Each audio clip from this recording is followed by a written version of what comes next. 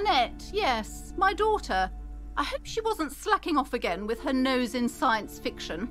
Tell me, was she at her post doing her job like a proper girl? And what else can I do for you? Then why are you talking to me? Everything is on the shelves to browse. Don't you feel compelled to buy anything? See? She smiles and nods, seemingly relieved.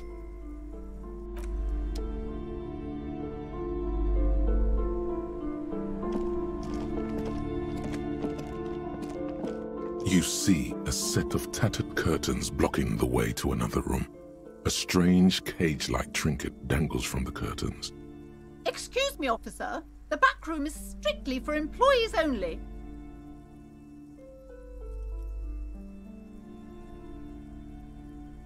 Nothing. Why aren't you browsing the books? Don't you feel compelled to look at the books? You ought to. She speaks almost as if she's trying to put a spell on you, urging you to buy more books. Oddly enough, the more she tries to draw you away from the curtains, the more alluring they become. You see some kind of charm, an irregular polyhedron assembled from bones, sticks, and straw. Inside, a disturbing fish head with empty eye sockets stares at you. This is a traditional Seminese ward, meant to provide protection against ill luck, bad dreams, curses, and other supernatural scourges. Inhabitants of Île de Fantôme, the Seminine Islands down south. Aside from poking at it suspiciously, there is nothing else to do with the fish head charm at this time. The curtains remain shut before you. Just as you're about to pull apart the curtains, the petrified voice of the shop owner cries out once more. Sir, don't touch that. I told you it's off limits for the customers. Parapsychologically speaking, we're done if you decide to open them. I won't be held responsible for the consequences. It's too dangerous. She looks away, mumbling. Why is everyone always messing with the curtains? Why can't they just buy books like normal people?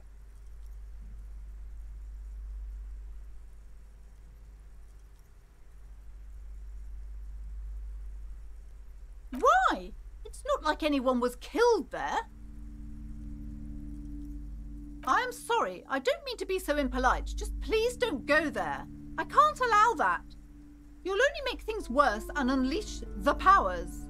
The curtains do seem frail suddenly, not robust enough to contain a slippery darkness.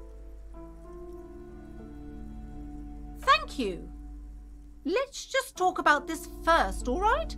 There's no reason for you to venture into the unknown. There is something mysterious about the curtains. Be careful. The curtains, tattered with age and covered in dust, hang before you, as if taunting you.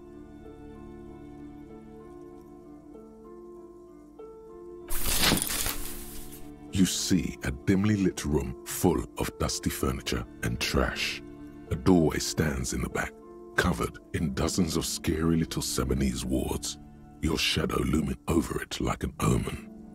I warned you, you're unleashing forces beyond your understanding.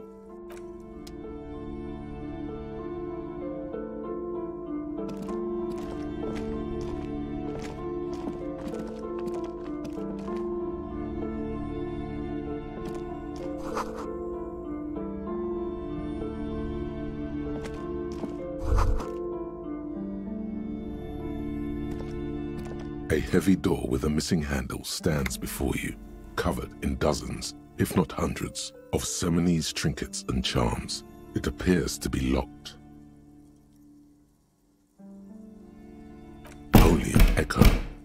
No one is there.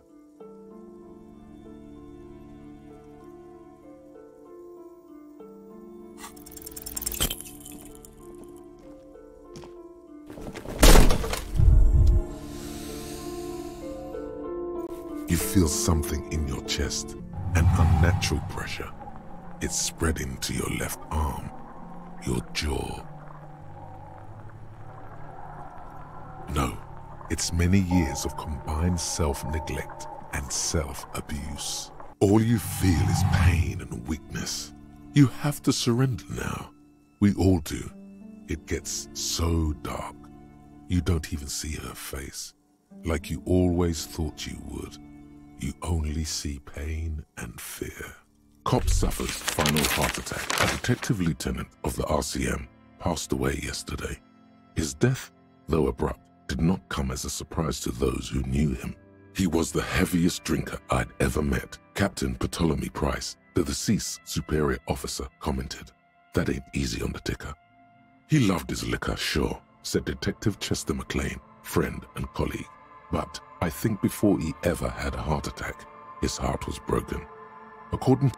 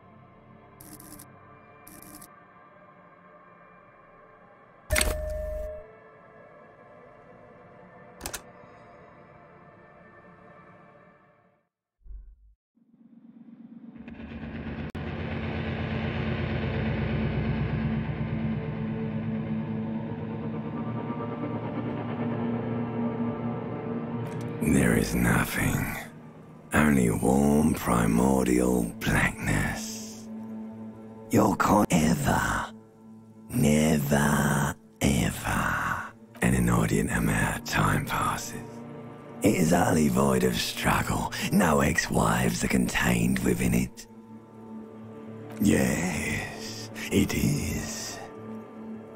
An awareness creeps up on you. A mass lies hidden in your dead angle, soaking in some lurid acidic source. It's bloated and shameful, a ball of meat surrounding you. There, no ball of meat, no light in the formless nothing.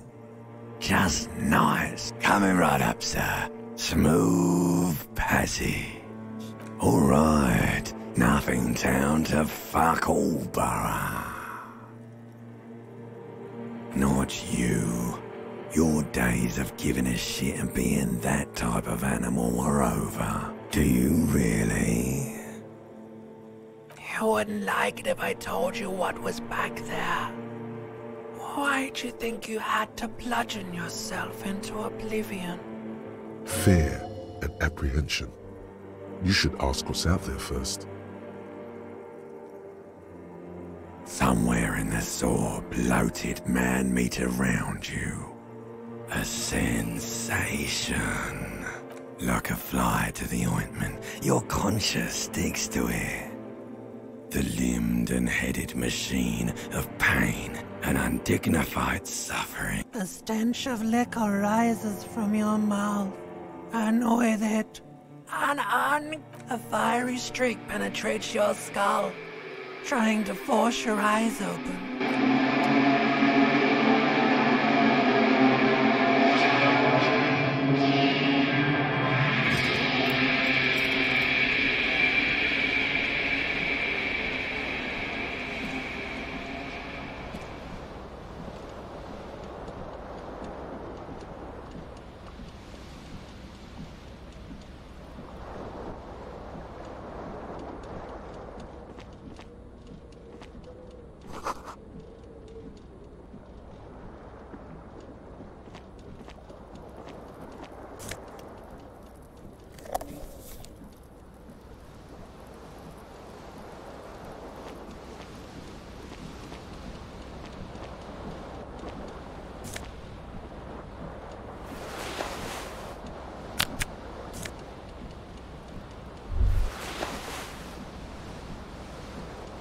hear a jingle. Keys are clinking in the pocket of your flare-cut pants. It says, whirling in rags, on the aluminium keyring. There is a single key on the ring. The number 1 is etched on it. It should open the door.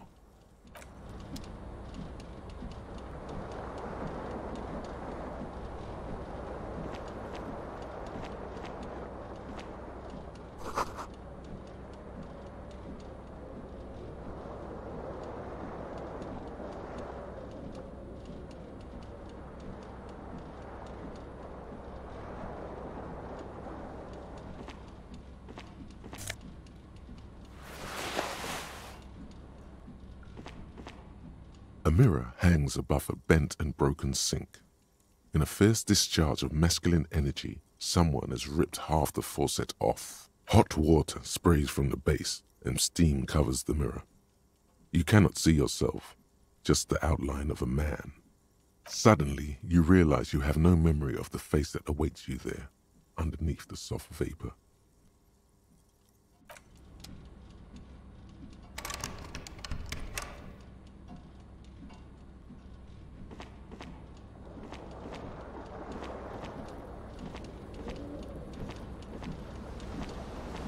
This fan has 2 chain pull switches.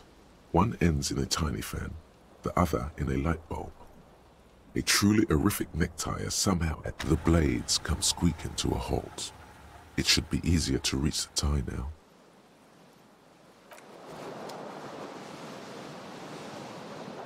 This fan has 2 chain pull switches. One ends in a tiny fan. You swoop up and catch the tie. Snap! It's released from the blade. What you have in your hand is a truly hideous necktie, with 4 or 5 a terrible mistake. Turn the lights off immediately. You can practically feel the photons burning a hole in your... The lights are off. The window stands broken in its frame. Cold wind blows in. The shards face outward. Whatever broke this window came from the inside. A fine web of scarring covers the back of your right hand, but none of it is recent. More likely a projectile than a held object. There are no fragments on the floor from pulling a tool back in after impact. It is too large for a bullet, yet too small for a piece of furniture. You're looking for something heavy and larger than your fist. Like the green shoe that's on the hat rack in the corner, which, coincidentally, is missing its friend. Congratulations, you smashed the window with your own shoe. Now you only have one. If you're lucky, you can still find the other on the balcony outside. The door to it should be outside your room. A cool wind gushes in. Your toes curl up from the cold.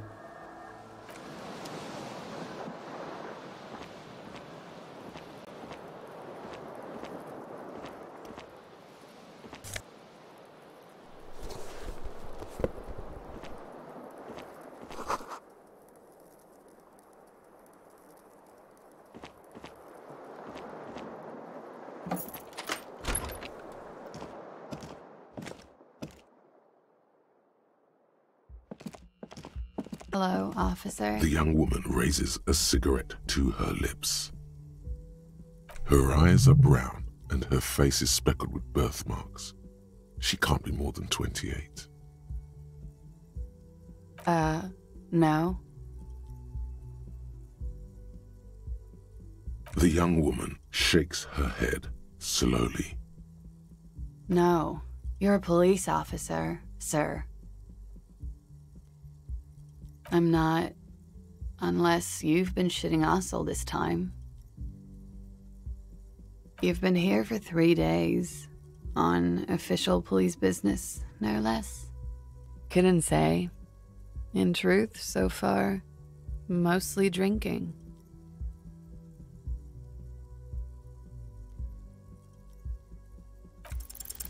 The words have already left your mouth. What was that? That's not even how words are used. What did you say? Come on, say it again. No, you see, that's not what you said. You said... Come on, man. Pretty, please. One more time. Goddamn right you did. You crazy asshole, you. What kind of cop are you?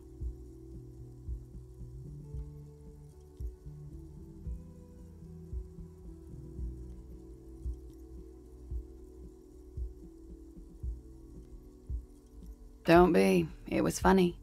And anyway, who gives a shit? Who gives a shit about any of it? So what if you can't pull grade A pussy anymore? There are other things in life, more meaningful, more fitting for a man your age. This is Fata Morgana. One thing though. It's gonna suck for you later when you have to interrogate me.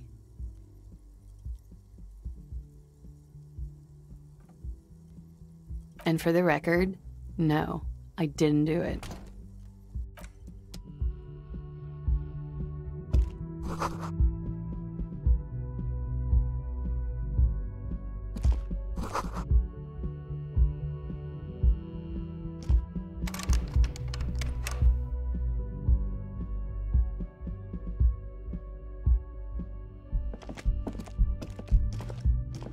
The door is closed. This door can only be opened with a key or from the inside.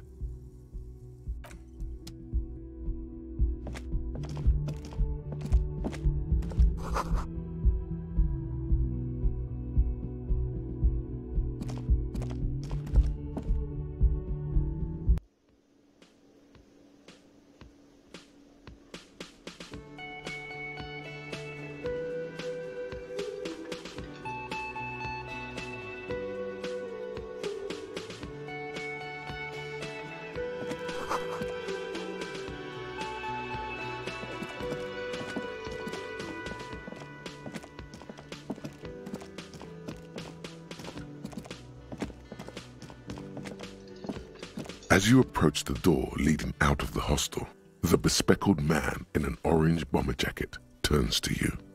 Excuse me. I think you may be the person I've been waiting for.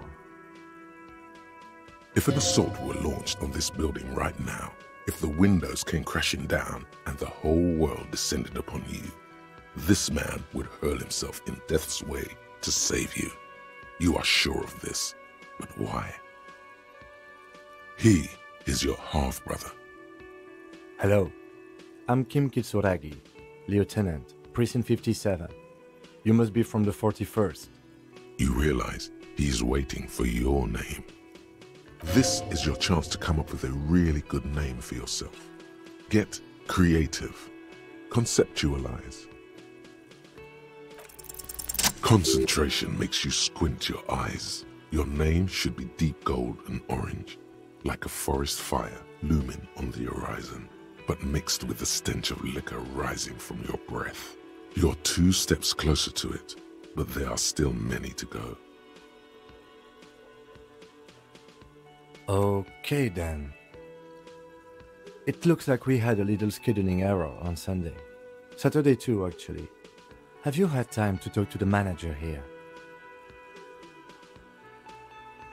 Then we should ask him for a rundown of the area. Get me up to speed. I understand the scene is out back, right? It also wouldn't hurt to assure him the police are finally here. In full force, I mean. Have you mapped out the initial interviews? At the 57th, we like to prepare an initial list of persons of interest, and then just skim the surface. Prepare the field, get to know the players. You don't do that? Maybe it's not an inter-district practice. Right. And the interviews? Okay, we'll have time for that after we take a look at the coroner's case. Have you removed the dead body from the tree? Mm-hmm. Mm-hmm. So, the body is still in the tree. This is the first time you detect a weariness in the lieutenant's voice. It is obvious he would have preferred for the body to no longer be in the tree. Where it has been hanging for 7 days straight. We should go there as soon as we are done talking to the owner.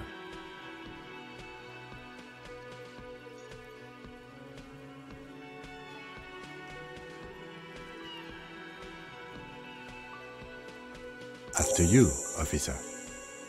If you're about to embark on an investigation, shouldn't you have a badge? You mean you don't have a badge? Losing your identification card is a serious matter. My vehicle has a shortwave.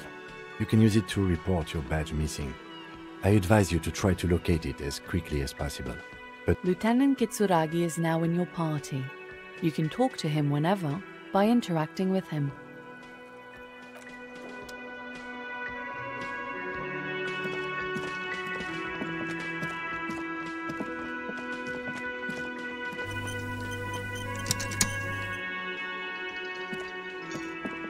A man in his late 20s with a thin, unimpressive beard notices you approaching.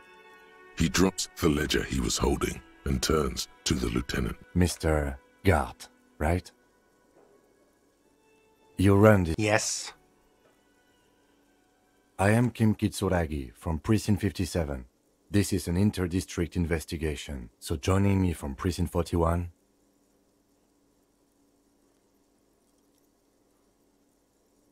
Fantastic.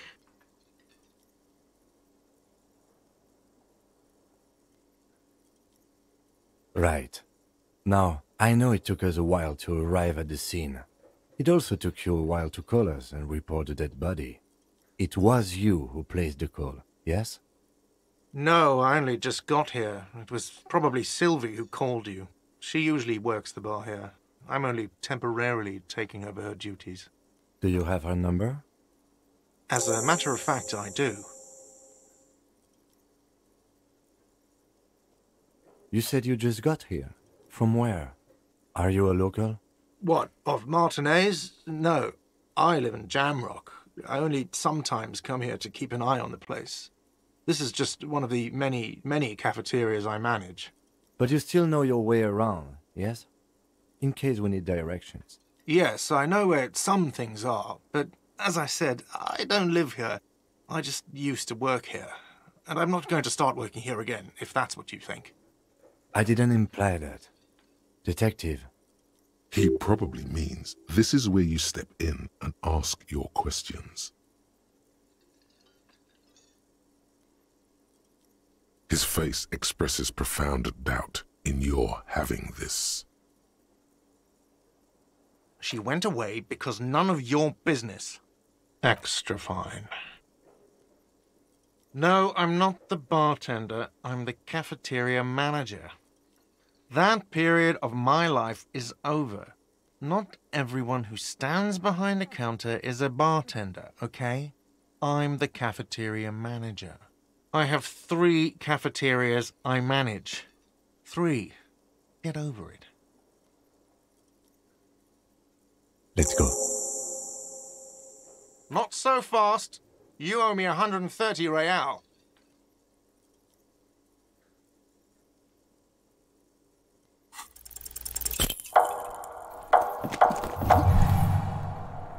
One moment you're running like the wind, then you've suddenly turned around and are giving him the finger, furiously, with both hands. Why?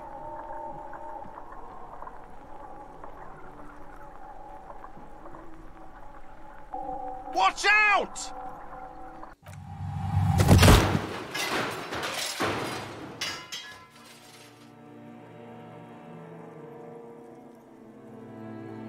Everything goes dark. Back so soon.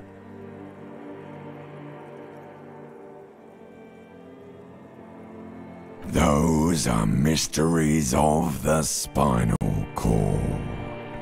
The spinal cord has yet to reveal itself to you. Its mysteries are unholy mysteries. You are way cool. Cooler than the bottom of the sea. Too cool for this world. I was wrong to let you go. I should have kept you here. Is it bright where you are? Is it terrifying? Have you felt the love? It doesn't look so, sweetie. Are you okay? No. You have sustained a trauma to your lower neck.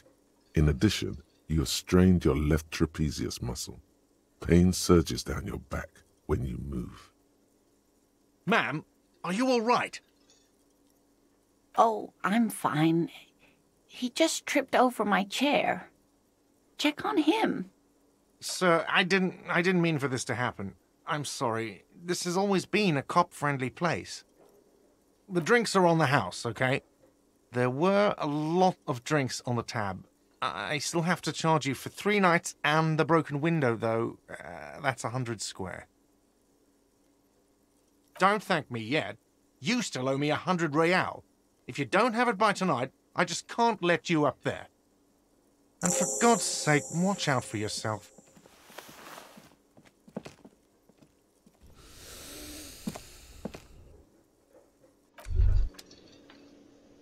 By the way, where is home? The address is coming up blank, and this place sure isn't it. But you've been at this hostel cafeteria for only 3 nights. Where were you before? You had to be somewhere. You don't really know, do you? South, maybe, doesn't sound like somewhere you can stay if you run out of money. You can try. Run some addresses in your head when you get the time. Maybe a street or an apartment will appear.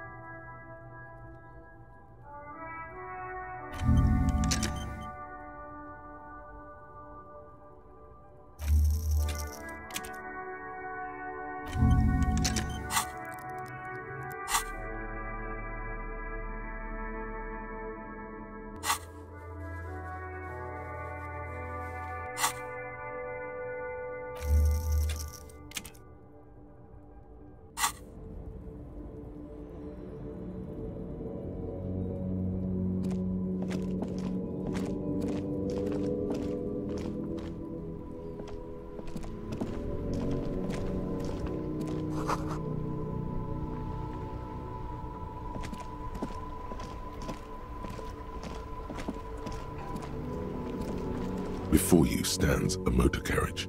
The bodywork is covered in blue and white livery, bearing the number 57. Vapor emanates from the large engine on the back of the vehicle. It hasn't had time to cool off yet. This must be the infernal machine that tore you from oblivion. In the cabin, you are welcomed by a set of steering levers, a radio microphone on a hook, a pull-out toolbox under the seat, and the soft glow of the fuel preheater gauge. The frequency tableau lights up, and a green button labeled Prime Line glows like a feline eye. And then you hear something, the soft purr of electrical kittens, radio waves cast far and wide over the metropolis. A woman's voice greets you through the static. This is Precinct 57. Hello, Lieutenant. How may I assist you? Hello, Alice. Please assist our colleague from the 41st Precinct here. I'm putting him on. This is Officer Alice Demetri, Precinct 57. How may I assist you?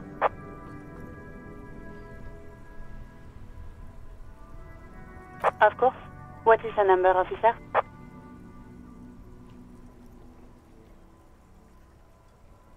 Yes, hold on. Her number is 005 1944 298. Received. Hold on, officer.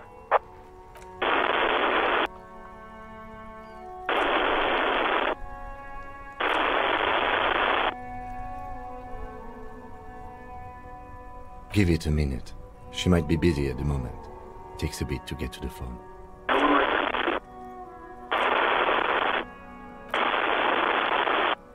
Officer, I have Sylvie Malaika on the line for you.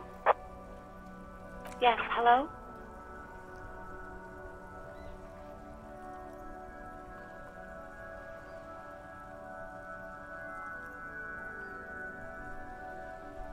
Oh, right.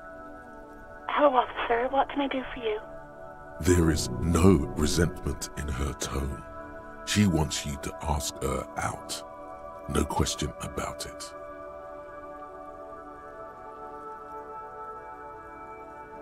No, not me. What? Of course it bothered me. But I thought the union already knew about the corpse. No one calls the police. The union would get angry.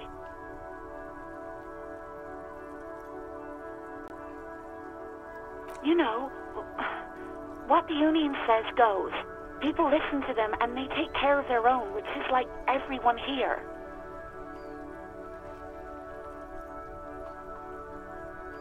Legally, no. In reality, yes. Martinez is de facto policed by the dock workers' union. Words are not necessary to feel the lieutenant's discontent for the situation. I didn't want to get in trouble with the others. Push her further. Show her the error of her ways. I didn't know I had to report it. I thought someone would take him down eventually. You can almost hear the girl getting smaller on the other end of the line until she almost drowns in static. No. I honestly don't know. It was someone else. We'll find them sooner or later, officer. Okay. You mean, why did I leave the bar? Honestly, I'm not really comfortable discussing it with you, sir. Why not?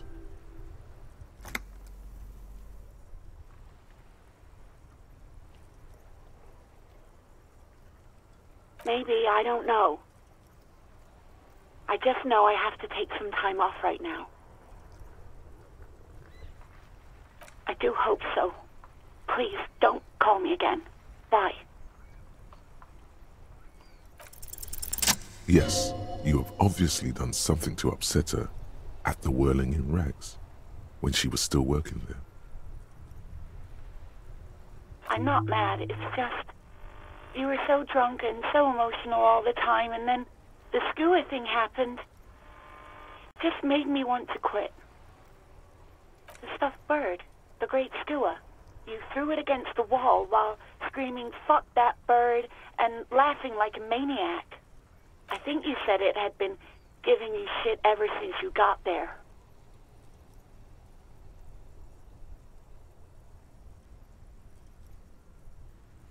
It was a pretty bird, there since I started working in whirling.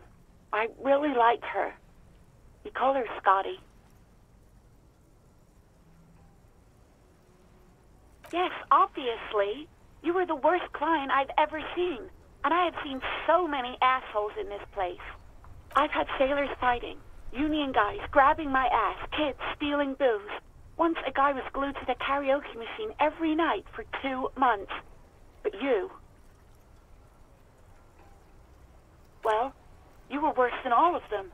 Honestly, you were getting borderline aggressive. Even about little things like not turning down the volume at 3 a.m. I even liked one of those songs you kept listening to on repeat. No more. I hate it now. We Go On by the O.O. I can't listen to it anymore. You've turned it into a parody. To hell with that song. Then there was your room. Your project. An experiment to see how bad it can get in there. I tried to send the cleaner, but you wouldn't let me, threatened to make me understand. I had no idea what you meant. And then screamed something about how you're a piece of shit human being, and why does anyone even let you work as a policeman? That you'd fire yourself, but you can't even do that. And then I had to deal with your toilet. The one you clogged with police documents, causing water damage downstairs in the kitchen. I won't even mention you waving your gun around, harassing customers, threatening to sing karaoke, threatening to kill yourself. The ones I had to wrench out of your toilet. Damn it, I don't remember what I did to your damn papers. I don't remember every little thing I do. Especially when there's a hurricane loose. It's your fault for losing them, not mine. Something in you wants to immediately forget about this, as if there was a reason you threw them away. No, you really weren't. You were simply the worst.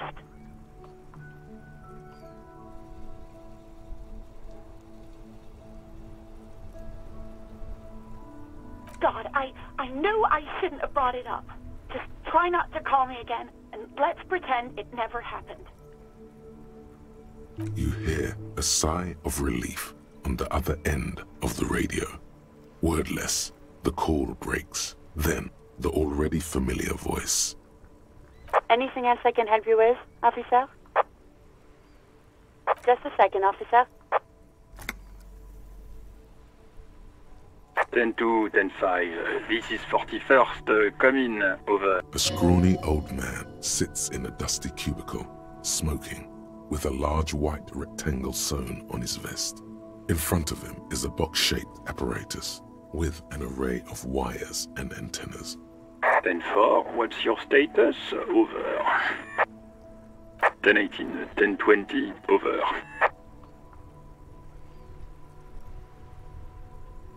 State your message, sir. Over.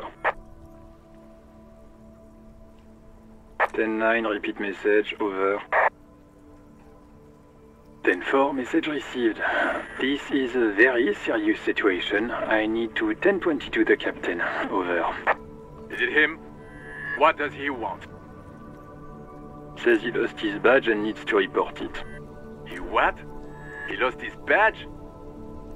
This is Communication Officer Jules Pidieux, sir. Over. You mean your partner? Over. What is he saying? He's asking who you are. I'm his goddamn partner. It's your partner, Satellite Officer Wittmar, sir. Did he lose his memory along with his fucking badge? Who lost his badge? Dick fucking Mullen. Who do you think? It's Officer Dick Mullen from the bestseller Dick Mullen and the Lost Identity. Dick Mullen is not your name. It's the name of a fictional detective who would not lose his badge. Defend yourself. Immediately. They're laughing at you.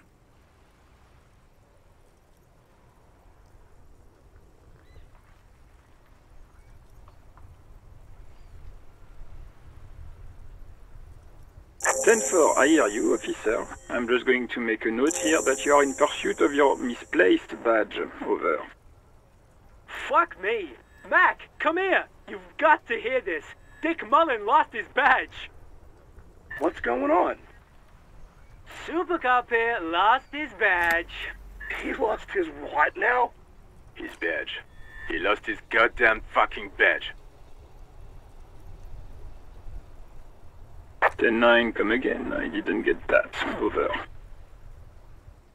New heights even for Captain Sober. Ask him. Ask him if he's lost his gun too.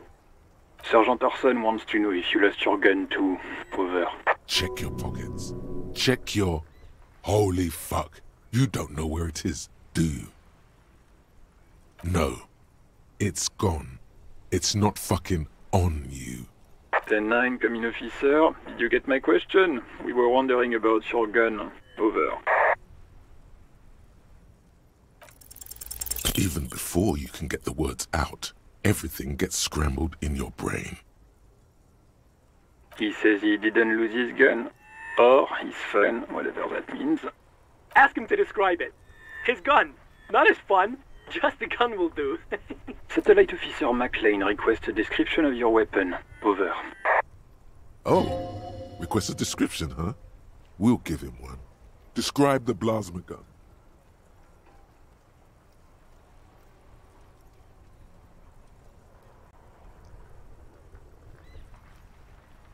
He says he doesn't have it.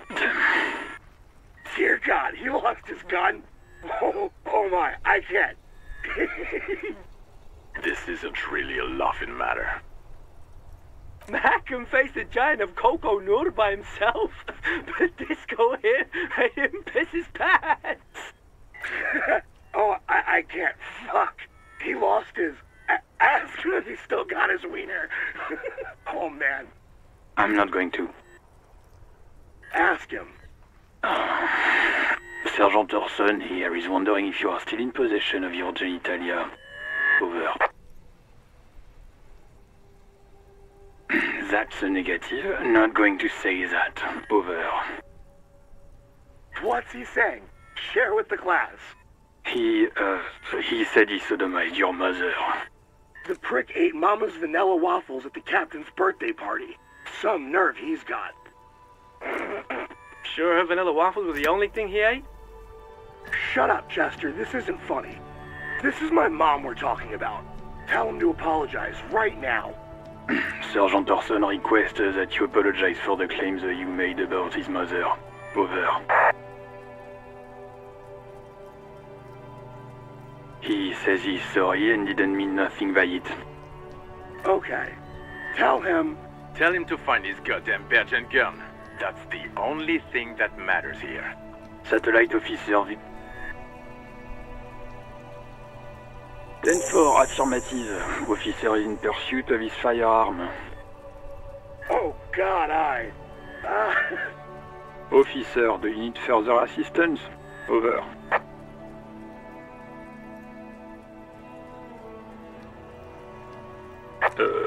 Okay, 10-4, sir. I hear it. Wait. Before you say anything stupid, think it through.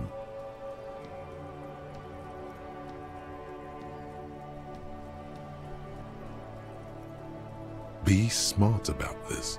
Ask if he's there alone. 10-4, sir. I'm not hearing your question.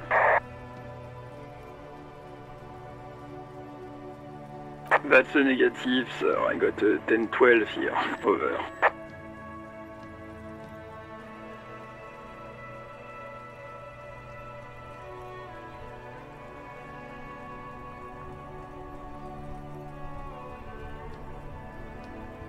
What? What is it? He's still on the line? He wants to verify the information on his badge. But of course, it says Dick Mullen, High General of the Revacholian Cavalry Force. Tell him to stop wasting time. What do you need, sir? Over. 10-9, repeat message. I didn't get that, sir. Over. Sir, I will not have you talk to me in this manner. Over. What? What is it? What can he possibly... He seems intoxicated and keeps asking me to call him by his name. Mullen's drunk and emotionally aggressive. That's new. Wrap it up. Don't indulge in his drunken antics. 10... excuse me. You probably don't want to continue on this road.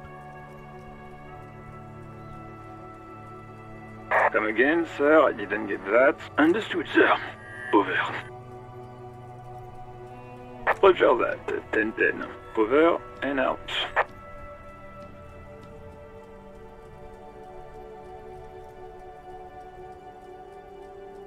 This is the Kupris Kinema, my motor carriage. You can use the toolbox and the radio if you'd like. Motor carriage, motor carriage. Something bad with a motor carriage. A dark lump rises in your throat. No, I'm afraid not. We have a murder case on our hands, remember? Yes, sorry about that. The Kupris Kinema does have a rather distinctive engine sound. He says it with very badly concealed pride.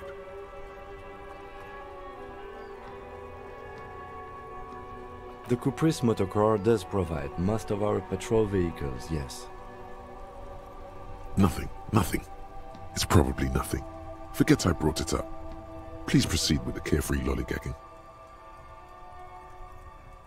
In the cabin, you see a set of steering levers, a radio on a hook, a pull-out toolbox, and the soft glow of the fuel preheater gauge. A metallic drawer slides out from under the seat and clicks into place. The tools inside are neatly organized. Take what you need, officer. It's going to be a long case. I'm not protective of my tools, like some men are. He's clearly a little protective of his tools. But what can you do? Work is work.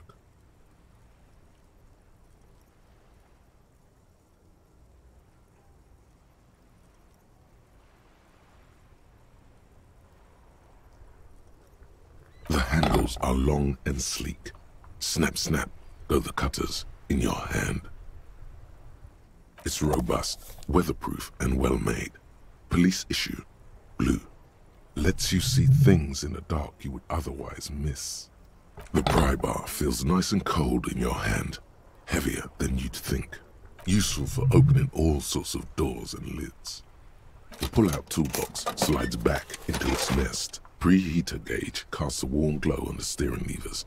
The white suede feels luxurious under the touch, and the metal clutch handle so very familiar in your palm.